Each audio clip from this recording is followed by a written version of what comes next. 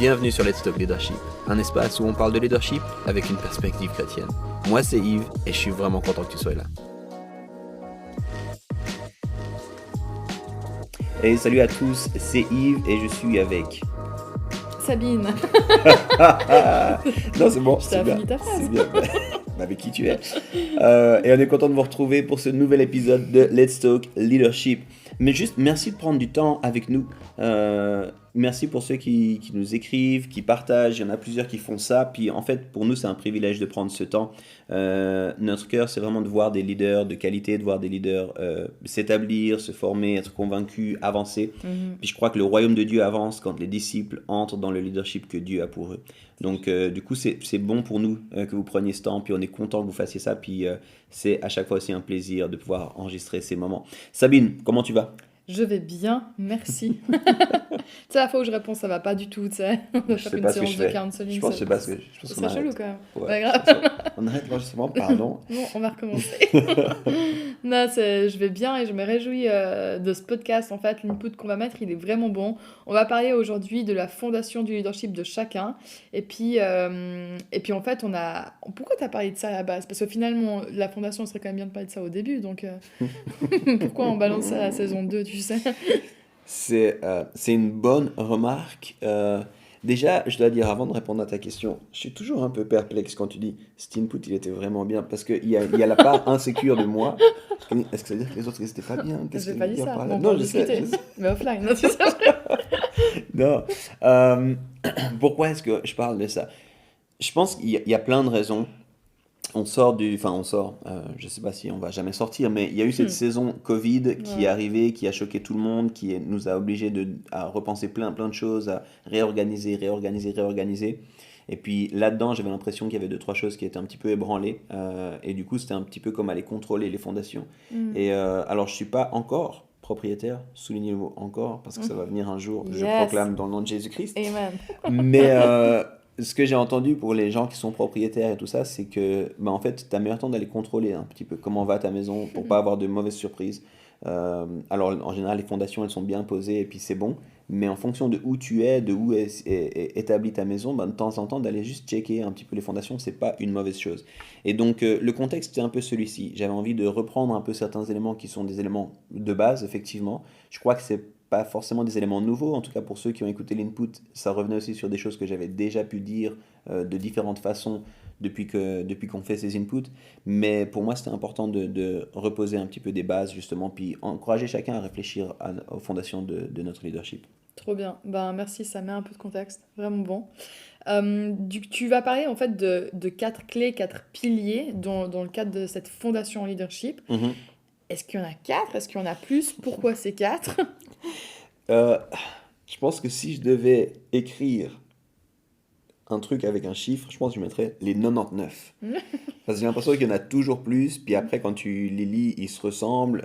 Maxwell, qui a écrit pas mal sur le leadership, il a écrit les 21 lois irréfutables, les 5 niveaux de leadership, les 15 lois pour un bon leadership, donc 3 de ses livres ont des chiffres différents.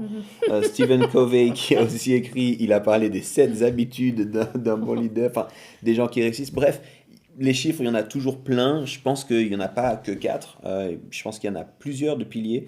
Mais là, j'en ai arrêté 4, j'en ai sélectionné 4. Ça me semblait pertinent par rapport au temps qu'on veut aussi se donner dans ces inputs. Et puis, comme je l'ai dit, c'était dans cette période aussi dans laquelle on vivait, pour moi, c'était important de bien recommencer, entre guillemets, de bien checker puis réétablir ces choses. Et c'est pour ça que je parle de relations, de définition de succès, de culture et de feedback. Mais comme dit, on pourrait parler de plein d'autres choses. Trop bien, tu les as nommés, les 4 clés dans lesquelles on va se lancer en fait maintenant. Yeah. Donc on va écouter l'input et puis on se retrouve plus tard. À tout de suite. Alors on va parler un peu de ces fondations de leadership. Je vais vous parler de 4 éléments qui sont vraiment importants, puis c'est des trucs sur lesquels moi je reviens aussi régulièrement. Je vous encourage, même si vous l'avez déjà fait, à revenir sur ces choses-là et avoir des éléments très pratiques et très concrets. Et puis du coup, je vais aussi poser des questions directement après chaque point. Je poserai un peu des questions et je vous encourage à réfléchir. Est-ce que vous avez ces choses-là ? Est-ce que vous le vivez ? Est-ce que vous le vivez suffisamment bien ? Est-ce que vous pouvez le vivre mieux ? Le premier élément, et là ça va surprendre personne, mais c'est cet élément relationnel. La base de ce qu'on fait, c'est de la relation. J'en parlais encore ce matin. Je disais, c'est pas les programmes qu'on met en place, c'est pas les activités qu'on met en place, c'est pas les master sheets ou les run sheets ou les autres sheets qu'on met en place. C'est vraiment, est-ce qu'on est avec un cœur qui bat à l'unisson? Et souvent, je suis intervenu dans des contextes d'église et autres où il y avait d'un coup des tensions, il y avait des désaccords, il y avait des disputes. Et puis les gens s'énervent, ouais, mais tu vois, je comprends pas la vision, ou bien non, mais je trouve que là, machin. Puis en fait, tu dis, mais est-ce que vous êtes encore ensemble? Est-ce que vous vous aimez? Est-ce qu'il y a encore une relation entre vous? Parce qu'en fait, ça, c'est le point de départ. Puis s'il n'y a pas ça, c'est là où tout devient difficile. Puis je vous donne l'exemple d'un couple qui va bien et puis qui s'aime. En général, même si tout n'est pas OK, tout n'est pas au clair, si on n'a pas tous les bons mots, on s'aime, donc on se tient ensemble en fait, puis on va trouver une solution ensemble.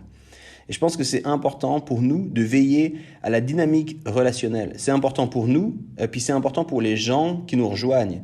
Et puis je pense en particulier dans un contexte de croissance, on est dans une phase où on demande à des gens, où il y a des gens qui nous disent on a envie de vous rejoindre, on a envie de servir, on a envie, c'est génial, mais est-ce qu'on va établir des bonnes relations avec eux? Ou alors je vais le poser différemment cette question, qu'est-ce qu'on fait pour établir des bonnes relations avec eux? Qu'est-ce qu'on fait pour s'assurer qu'on vive des bonnes relations? Parce que honnêtement, plus on avance, plus on se structure, plus c'est difficile. Je vous dis, vous pouvez demander par exemple à Sabine qui est avec nous depuis le début, ou Yolande qui est avec nous depuis aussi quasi le début. On se faisait une rencontre, on était 10, c'était facile, on se connaissait tous, c'était simple. Puis aujourd'hui, il y a de plus en plus de monde qui arrive, et puis en fait, ils sautent, ils arrivent dans une relation. Si vous regardez Sabine et moi, on se connaît maintenant, on rigole ensemble depuis, on travaille ensemble pour Home depuis. La personne, elle arrive, en fait, c'est pas facile de sauter dans cette dynamique relationnelle. Il faut que nous, on soit intentionnels pour l'aider à rejoindre cette dynamique-là. Ce qui a rien de pire d'avoir l'impression que, ok, les deux potes ici, ils se marrent et ils font la vie ensemble, ils discutent de « Ah, puis sinon, t'as vu ça? Ouais, trop, machin. » Puis ils ont des petits inside jokes. Et puis moi, je suis là, je peux vous rejoindre, en fait, je peux être avec vous aussi dans le groupe. Puis t'es là, ouais, tu peux, faudrait juste qu'on s'assure au niveau du programme. Vous voyez ce que je veux dire? Non, il faut qu'on travaille cette dynamique relationnelle. Donc, posez-vous les questions, qu'est-ce que je mets en place dans mon équipe pour favoriser une bonne dynamique relationnelle? Quelles sont les choses qu'on vit et qu'on a en place pour vivre des bonnes dynamiques relationnelles? C'est extrêmement important. Parce que la relation, c'est le fondement de ce qu'on fait. Et je dirais qu'à quelque part, on ne s'en rend pas toujours compte, mais c'est encore plus important. C'est un vrai partout. Ce que je parle ici, c'est un élément culturel qui est vrai, même quand vous êtes au niveau professionnel. Mais au niveau professionnel, il y a un autre élément motivateur, c'est l'argent. Et nous, on est tous des bénévoles, il n'y a pas l'argent. Ou la plupart d'entre nous, on est des bénévoles. Il n'y a pas l'argent comme motivation. Je ne vais pas dire tu dois être là parce qu'il y a de l'argent. Donc le relationnel est encore plus important quand on travaille dans ce contexte-là avec des bénévoles, avec des gens qui donnent leur temps libre. Le relationnel est clé. Donc posons-nous la question, c'est une des fondations de tout ce qu'on fait, c'est les relations. Une des valeurs à Home, c'est faire la vie ensemble. Comment est-ce que je fais ça avec les gens avec qui je travaille? Comment est-ce que je fais pour prendre des nouvelles de comment ils vont? Comment est-ce que je fais? Et on ne peut pas le forcer, mais on doit toujours le proposer. Deuxième sujet, après les relations, avoir une définition claire et une définition saine du succès. C'est extrêmement important qu'on soit très clair sur ce que c'est que de réussir et de bien réussir. On vit, en particulier pour nous qui sommes dans l'église, là, ce qu'on fait, c'est hyper répétitif. C'est hyper répétitif. Chaque semaine, il y a un nouveau service. La plupart de nos programmes, c'est des programmes qu'on va retrouver encore. Yolande, il doit réfléchir en termes de design, de communication, mais c'est une nouvelle série, puis ça recommence, puis c'est de nouveau les mêmes supports ou quoi. Donc, quand on est là-dedans, il faut absolument qu'on soit clair sur c'est quoi le succès, c'est quoi réussir. Et bien sûr, on pourra toujours s'améliorer, je vais en parler après, mais on doit vraiment avoir de la clarté sur ce que c'est pour nous le succès. Et ce que c'est pour nous dans l'équipe, le succès. Le succès, il repose sur quoi? Et j'ai envie de... Comment je dirais ça? J'ai envie de vous challenger à ne pas tomber, à ne pas fonctionner comme le monde. Le monde a une définition du succès dans un contexte principalement capitaliste autour des chiffres et des matrices qu'on peut maîtriser. Donc le capital, il doit toujours grandir, le nombre d'actionnaires doit toujours grandir, notre revenu doit toujours grandir, puis c'est ça la matrice de succès principalement dans le monde. On ne doit pas, nous, tomber dans ce même fonctionnement. D'accord? Dieu est très très clair là-dessus, Jésus est clair, les auteurs du Nouveau Testament sont clairs. On est appelé à aller contre la culture ambiante. Donc nous, ça ne peut pas être ça, même au niveau des finances. Alors, comprenez-moi, notre succès au niveau des finances, c'est pas d'avoir plus d'argent en tant qu'Église. C'est pas ça, parce que notre raison d'être, c'est pas d'avoir plus d'argent. Donc, à tous les niveaux, on doit faire gaffe à pas tomber là-dedans. Et puis, je pense aussi qu'en particulier dans les églises, et ça, c'est Mark Sayers aussi qui argumente dans ce sens-là, depuis que l'Église a perdu un peu de son influence dans la société, qu'elle a perdu cette dimension de sel et lumière, puis qu'elle a été un peu reléguée sur les franges de la société, elle s'est accrochée à des métriques qu'elle maîtrisait. Combien est-ce qu'il y a de personnes, combien de personnes dans mon équipe, combien est-ce qu'il y a de nouvelles personnes, combien est-ce qu'il y a des gens qui sont baptisés, puis on est un peu devenu accro de ces chiffres-là. Puis j'ai aucun problème avec les chiffres, mais j'ai un problème quand ces chiffres-là deviennent notre définition du succès. Alors posez-vous la question, c'est quoi ma définition du succès ? À partir de quel moment je veux dire le job que je dois faire, il est bien fait ? À partir de quel moment mes équipes, ce qu'on est en train d'accomplir, c'est bien accompli. Et les amis, on a réussi. Bravo, bien joué. Bien sûr, je vous encourage, relisez un évangile, prenez le Marc, c'est le plus court, puis regardez comment Jésus définissait le succès, d'accord ? Je ne veux pas donner toutes les réponses, là, je veux susciter des réflexions chez vous. Parce qu'il faudrait qu'on ait des définitions du succès qui s'apparentent à ce que Jésus appelle le succès. Mais c'est important pour nous, en tant que leaders, c'est important pour nous qui œuvrons qu'on ait une définition qui soit claire et une définition qui soit saine de ce que c'est que le succès. On va continuer, j'arrivais sur mon troisième point. C'est un point qu'on a souvent appelé la vision. On peut appeler ça la vision, on peut appeler ça l'ADN. Je vais appeler ça un peu, moi je préfère le terme de culture personnellement. Mais c'est quoi ou même de valeurs, c'est quoi nos valeurs à nous, c'est quoi l'atmosphère que je veux dans mes équipes et pour mes équipes. À quoi ça va ressembler, ce qu'on fait, pourquoi est-ce qu'on le fait, mais surtout comment est-ce qu'on le fait, comment est-ce qu'on s'organise. Qu'est-ce que je veux ? J'ai parlé de la dimension relationnelle qui peut tout à fait être un de ces éléments-là. Je pense que c'est différent, ça va au-delà. Mais quel est un peu l'ADN de mon équipe ? Parce qu'en fait, très souvent, on ne se rend pas compte, mais on est censé avoir ça, puis on est censé protéger ça. Puis en tant que leader, c'est extrêmement important d'avoir une idée claire de ce que c'est que l'ADN de son équipe. Parce que si on n'a pas ça, on va de nouveau tomber dans une mauvaise définition du succès, et puis on va tomber dans des mauvaises métriques. Puis typiquement, je prends un exemple qui va nous parler parce que c'est le contexte de l'église, mais voilà, la louange. On va prendre le super musicien, c'est hyper talentueux, voix de ouf, il joue 15 instruments, tu sais même pas comment il est capable de faire ça. Le type arrive à jouer au piano, chanter pendant qu'il fait de la batterie, tu sais pas d'où ça sort ce genre de personne. En plus de ça, quand il chante, tout le monde pleure, incroyable et tout ça. Mais par contre, le type est insupportable. Insupportable dans sa manière de parler aux gens, il est hyper exigeant, il met la pression à tout le monde. Tous les gens qui doivent jouer avec lui, travailler avec lui, ils sont en train de flipper en fait. Ils se demandent comment est-ce qu'on va réussir à faire ce qu'on doit faire. Vous savez quoi, on a un gars hyper bon. Peut-être même qu'on ferait des CD de fou. Mais au niveau de l'ADN, c'est pas ce qu'on veut. Et c'est important qu'on le sache, ça. C'est important qu'on le sache, puis c'est important qu'on le communique. Puis à quelque part, c'est important qu'on le communique dès que la personne arrive. Et nous, ce qui est vraiment important, regarde, ça c'est notre définition du succès, ça c'est ce vers quoi on court. Et regarde, les relations, c'est hyper important. Respecter l'autre, honorer l'autre, c'est hyper important. Je n'ai que faire de tes compétences si je suis pas sûr que tu as envie de courir avec moi. Si je suis pas sûr qu'on a un cœur qui bat ensemble. Ça revient à ce que je disais avant. Mais c'est vraiment, vraiment important que vous soyez intentionnel à réfléchir, c'est quoi l'ADN chez moi ? Là où moi j'ai des responsabilités, là c'est quoi l'ADN ? Puis comment est-ce que j'invite les autres à entrer dans cet ADN-là, dans cette culture-là, dans cette vision-là ? Ça fait toute la différence. Puis très souvent, on fonce dans les tâches, puis on ne réfléchit pas à ces choses-là. Puis du coup, quand quelqu'un arrive, on lui donne des tâches, puis on ne réfléchit pas à ces choses-là. Puis quand on est 2, ça va encore. Quand on est 3, ça commence à devenir un peu compliqué. Puis quand on est 5 ou 6, ça crée des tensions en fait. Puis on ne sait pas pourquoi, parce que le job est fait, on avance, mais il y a quelque chose qui cloche. Il y a comme un malaise dans la pièce, il y a quelque chose qui ne va pas. Souvent, c'est lié à ça. Donc en tant que leader, c'est encore une fois extrêmement important comme fondation que vous réfléchissiez à votre ADN, à votre vision, à votre culture. J'ai mis tous ces mots-là, il y aurait tellement à dire là-dessus. Ça ne s'exprime pas tout à fait comme ça, on pourrait les articuler différemment, mais je pense que vous comprenez là où je veux en venir. Finalement, dernier sujet pour aujourd'hui, dernier élément de fondation pour aujourd'hui. Dans quelle mesure je cultive l'élément du feedback dans mon leadership ? Comment est-ce qu'on cultive et comment est-ce qu'on met en place cet élément du feedback ? Vers qui est-ce que je vais le chercher ? Pourquoi je vais le chercher ? Quand est-ce que je vais le chercher ? Et ça, encore une fois, c'est plus on avance, plus on grandit, plus c'est important en fait. Parce qu'il y a plein d'éléments qui viennent des blind spots. On avait parlé de la fenêtre de Johari, on avait parlé de ces blind spots. Il y a plein d'éléments où j'avance, puis je ne me rends pas compte. Puis en fait, ça devient des mécanismes d'équipe, et puis j'ai même plus conscience. Puis j'ai envie de vous dire, on devrait être encore plus attentif au feedback des nouveaux qu'au feedback des anciens. Parce que les anciens, ils ont les mêmes mécanismes que nous. Plein de choses qui sont implicites, qu'on ne raconte pas, qu'on ne dit pas, ben pour eux, c'est OK parce qu'ils ont l'habitude de ça. Mais quand d'un coup, il y a un nouveau qui arrive, il dit « Mais c'est bizarre, pourquoi vous faites ça comme ça ?» Ou bien « J'ai pas compris ça, et puis on pourrait faire ça comme ça. » Il faut être super à l'écoute de ça. Ça demande beaucoup d'humilité. Mais en fait, de dire comment est-ce que tu trouves ? Et ça, typiquement, vous faites un moment avec une personne, vous prenez un nouveau dans votre équipe, vous travaillez, puis après, vous lui demandez « Et comment est-ce que toi, tu ferais, en fait ?»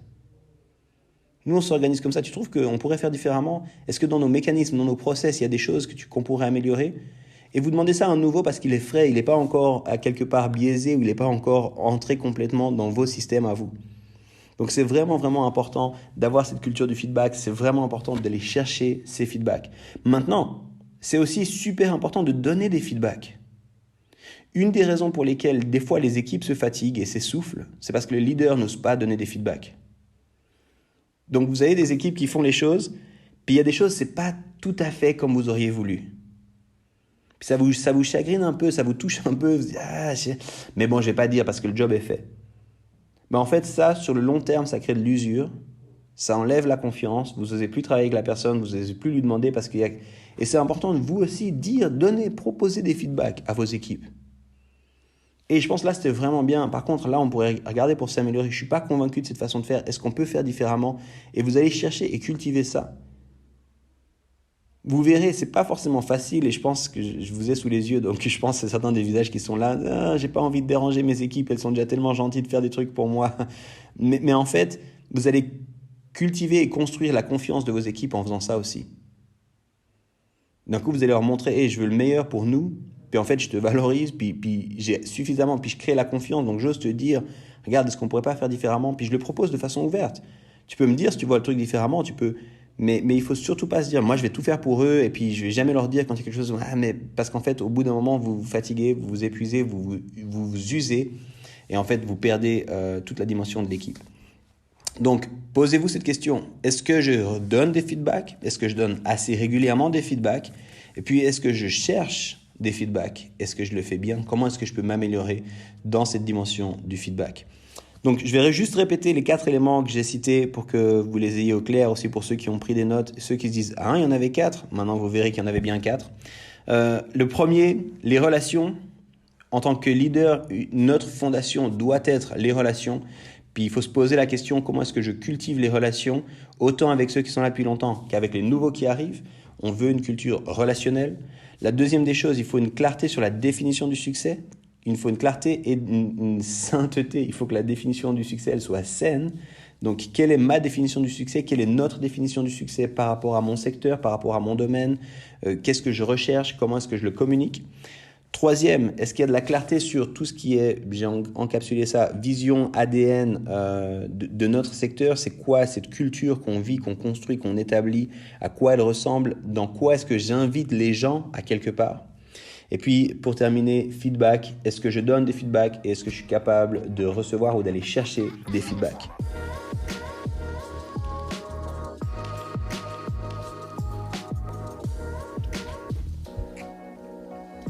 Excellent. Avant que je te donne la parole, Yes. des fois j'aime bien revenir puis insister sur un ou deux trucs. J'aimerais juste parler un tout petit peu du succès. En fait, on en avait déjà parlé dans la première saison. C'était un sujet aussi que j'avais pris dans une de nos conférences One Day Leadership. Je crois que c'est un sujet important à mon cœur. #important topic. Mais je crois que c'est tellement clé de se poser ces questions. Vers quoi est-ce que je cours ? En fait, c'est quoi mon but ? C'est quoi l'accomplissement ? C'est quoi le but principal, mon objectif ? Parce qu'en fait, ce vers quoi tu tends va influencer comment tu prends tes décisions.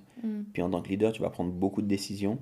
Puis si tu n'as pas une définition claire de ce vers quoi tu vas, en fait, c'est hyper dur de prendre des décisions. Ou alors, c'est des décisions qui parfois vont se contredire. C'est des décisions qui sont basées sur de l'émotionnel ou sur de l'opportunité. Et ça, c'est vraiment dangereux. Donc, même dans ta façon d'être en lien avec les autres. Et donc, j'aimerais juste insister, si je devais insister sur un truc, ce serait celui-ci. Parce que j'ai l'impression que c'est des fois celui qui est un petit peu oublié.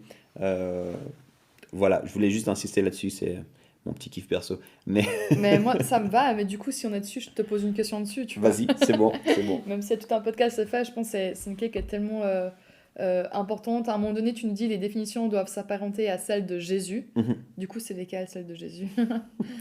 Bah, c'est une bonne question et j'encouragerais n'importe qui trouve cette question pertinente de relire la vie de Jésus un petit peu avec cette perspective de savoir ben, c'est quoi le succès selon Jésus. Puis je pense que par exemple on pourrait dire ben, le succès selon Jésus c'est de prendre le temps, je crois, Mm. par exemple. Parce que ben, il commence son ministère tardivement, à Mm. 30 ans. Alors aujourd'hui, peut-être pour les jeunes, ils se disent à 30 ans ça va, tu vois, tu commences ta vie. Mais à l'époque, c'était hyper tard en fait, quand tu le remets dans le contexte, 30 ans. T'imagines, c'est comme si je commençais maintenant, ça. Ouais, Je mets en perspective dans ma propre vie, 30 ans. C'est maintenant. Allez, on y va. c'est ça. C'est Et, vrai. et il a attendu jusqu'à 30 ans, tu vois que quand il a tout fait en marchant, tu vois qu'il a jamais été pressé, même quand ses disciples le pressaient. Donc je pense que prendre le temps, je pense que sa relation avec le Père, sa relation à Dieu, elle était cruciale. Il prenait du temps, il s'isolait, il priait, il faisait.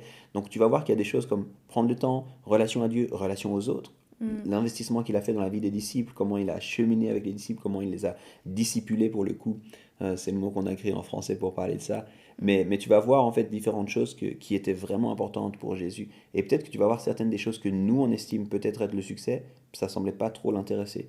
Par exemple les foules. Mm. Nous on a souvent envie de rassembler rapidement des foules et puis d'avoir beaucoup de monde et puis c'est comme un peu un élément de succès. Hein. Si j'ai fait un événement puis qu'il y avait 5000, c'est un succès. Mais en fait Jésus de temps en temps il a fui les foules. Pas toujours, des fois il les a acceptées, mais tu vois qu'en tout cas il a jamais cherché à rassembler les foules, il a jamais dit ben, amener le plus de monde possible ou quoi.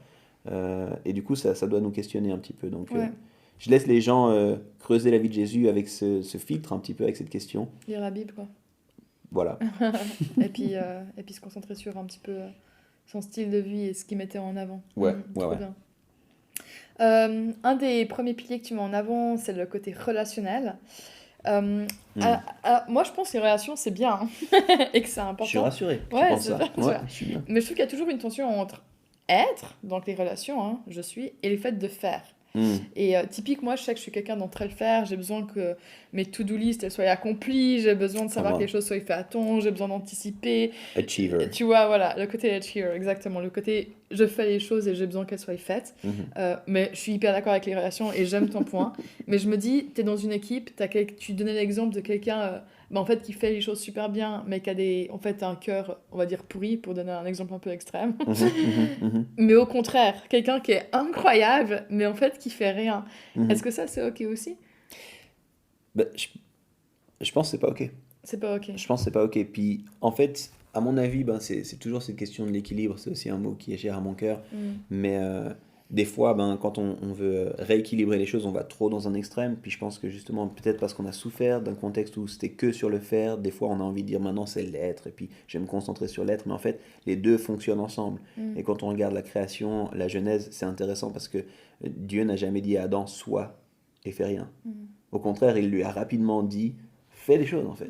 Et je pense que ça doit être un outflow, je sais pas comment dire en français, Quelque chose une qui conséquence, coule. ouais, quelque chose qui coule. Si tu es en paix avec toi-même, en relation avec Dieu, en relation avec d'autres, mais en fait, tu es amené à faire des choses. Donc je dirais, ceux qui se cachent, entre guillemets, derrière le faire pour cacher un cœur qui va pas bien, des relations qui vont pas bien, une incapacité, je leur dirais, ben, peut-être, ok, prends le temps. Qu'est-ce qui se passe dans ton cœur? Pourquoi c'est si difficile d'être avec les gens, de se calmer? Est-ce que tu mets ton identité dans ce que tu fais? Enfin, tu vois, ce genre de questions. Puis si je suis avec quelqu'un qui est là, on est tellement bien ensemble, kumbaya, ne faisons rien. Bye. En fait, je le challengerais aussi en disant, ok, mais en fait, c'est quoi le but, c'est quoi la destination, tu vois? Qu'est-ce qui va t'être demandé à la fin? Et à la fin, ce qui va t'être demandé, oui, c'est d'avoir des super bonnes relations. Puis ça, il semble que tu l'as compris. Mais de quoi tu as peur dans le faire? Est-ce que tu as peur de l'échec? Est-ce que tu as peur de perdre du monde dans ce que tu fais parce qu'on est appelé à faire aussi? Donc je pense que c'est de retrouver cet équilibre et puis de naviguer dans cette tension-là entre l'être et le faire. C'est trop bien. Ça me pousse une autre question, mais je pense que je la garde pour une prochaine parce que ce serait tout un sujet en soi. Vas-y, Le côté, balance-la quand même. Ok, tu es, peut-être que tu as des peurs et c'est pour ça que tu vas pas faire, etc. Mais en fait, c'était juste pas compétent dans le domaine dans lequel tu veux servir, tu vois, en tant que leader. Tu fais quoi avec la personne? Réponse courte. Ouais, réponse super courte. Tu me rediras si on fait un épisode là-dessus. Mais je pense que les leaders, ça doit être en anglais on dit learners, ça doit être des gens qui ont envie d'apprendre. Et du coup, si tu te sens appelé à faire quelque chose mais que tu n'as pas les compétences, bah apprends en fait. Mets-toi en marche, essaye. Euh, Si tu n'es vraiment pas bon là-dedans, peut-être c'est pas ta place. Mais rien ne t'empêche de te mettre en route, d'essayer, de commencer à faire. Donc je pense que ma réponse courte, ce serait ça. Si tu vois quelque chose à faire mais tu dis j'y arrive pas, je suis là, ben, pour l'instant tu n'y arrives pas, mais peut-être dans 3 semaines, peut-être dans 3 mois, peut-être dans une année, tu y arriveras très bien. Donc fais-le. Ça marche. On va dire que c'est une bonne réponse pour le moment. Qu'un jour, peut-être qu'on on fera un input là-dessus, tu vois. C'est une bonne idée, c'est une bonne idée. Peut-être c'est toi qui feras l'input sur ça. Inch'Allah. Allez, une petite dernière question pour la route. On Vas-y. parle ADN, atmosphère, ce côté aussi culture, hein, dans lequel c'est des mots qui reviennent souvent aussi dans ton langage, en fait, quand tu parles de leadership, des mots qui sont chers à ton cœur. Mhm. Comment est-ce que tu fais pour changer une atmosphère, une ADN, qui est finalement, entre guillemets, mauvaise ou un peu pourrie, ou que tu remarques qu'elle n'est juste pas bonne pour l'équipe, mais qui est déjà ancrée. Et je Mhm. pense par exemple à 2 situations types qui pourraient arriver. Tu reprends une équipe qui était l'idée peut-être par quelqu'un d'autre avant, mais tu la reprends, tu vas commencer à leader un groupe dans tel ou tel domaine, Mhm. et puis en fait tu te rends compte qu'il y a quelque chose dans l'ADN de cette équipe qui est pas ok, mais en fait qui est là et qui a été travaillé pendant des années. Comment tu fais pour changer ça? Ou alors tu es leader d'une équipe et en fait tu t'es rarement remis en question ou rarement eu des gens qui viennent et qui te permettent aussi cette remise en question avec un regard externe, et d'un coup tu te rends compte mais en fait il y a quelque chose qui va pas. Mhm. Et tu as envie de changer, mais de nouveau, c'est ancré. Comment est-ce que tu fais? La première des choses que j'ai envie de te dire, c'est accroche-toi. Quel que soit le scénario, changer une culture, c'est jamais facile. Ouais. Ça prend énormément de temps. Puis comme tu dis, en fait, parce que la culture, c'est un des pires trucs parce que c'est pas visible, mais c'est ce que tu ressens. Et du coup, parce que c'est pas visible, c'est difficile de savoir en fait ça repose sur quoi. Ne prends pas des décisions hâtives parce que la première des choses, c'est de se dire, ah mais c'est Alex. Alex, il fait toujours mal les choses. Mais en fait, Sacré Alex. ouais, c'est ça. Mais en fait, c'est pas aussi simple que ça. C'est pas, tu peux enlever quelqu'un, mais si c'est un problème culturel, il va rester le problème. Euh, je pense que la chose que je dirais, donc accroche-toi, ne prends pas de décisions hâtives. La chose que je dirais, c'est essaye de bien identifier quelle est la culture et où est-ce que ça bug, où est-ce que ça va pas. Et la culture, elle se repose sur des valeurs. Donc, quelles sont les valeurs, quelles sont les manières qu'on a de faire, et puis identifie vraiment là où ça va pas. C'est quoi un des trucs que j'aime pas en fait dans cette culture-là? Pourquoi je l'aime pas? Est-ce que c'est juste ma perception, ou bien est-ce que les autres aussi constatent ça? Une fois qu'on a fait ça, c'est un mot très chrétien, mais la repentance, demander pardon. Si c'est un truc toxique, si c'est un truc qui est pas sain, en fait, demander pardon, se mettre à genoux, prier, dire Seigneur, c'est pas ça qui est censé être fait. Si c'est moins dramatique que ça, juste commencer à remplacer, en fait, remplacer une valeur qui était peut-être pas un peu bancale ou pas hyper bien, remplacer. Puis souvent, je dirais aussi, c'est de s'appuyer sur les valeurs qui sont bonnes, en fait. Mm. Et de dire, bah, en fait, on n'est pas Mettre en train celle-ci de en amont, en avant. ouais, c'est ça. On n'est pas en train de tout remettre en question. Il y a plein de choses qui sont vraiment bien, puis ça, on veut le garder, puis c'est notre force, puis c'est bien.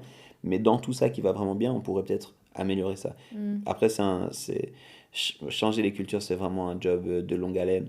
Quand tu m'as posé la question, j'ai tout de suite pensé à Patrice Martorano, un ami là qui a une église à Bordeaux et qui a vécu un changement culturel. Quand je lui avais demandé, il m'avait dit, tu dois aussi être prêt que beaucoup de gens partent. Mm. Euh, parce que les gens sont accrochés à des cultures, à des fonctionnements. Puis lui, ben, il a appris une église qui allait relativement bien, mais il l'a fait exploser, puis fait devenir une église qui va vraiment mieux à plein d'égards de ce qu'elle allait avant, même si elle n'était pas problématique avant, mais il y avait mieux à faire.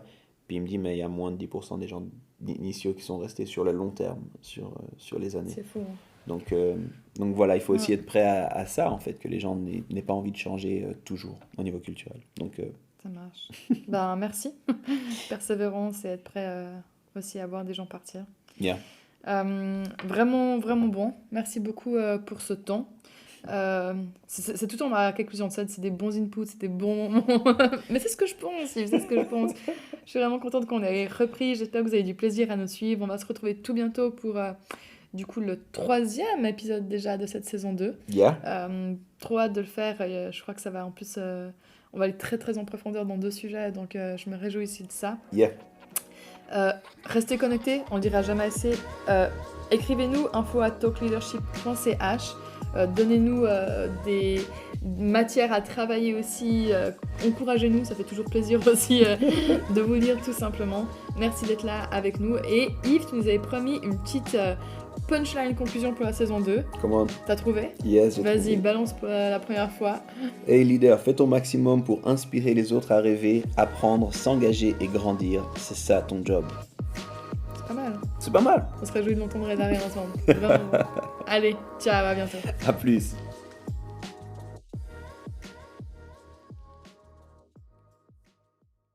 Inch'Allah.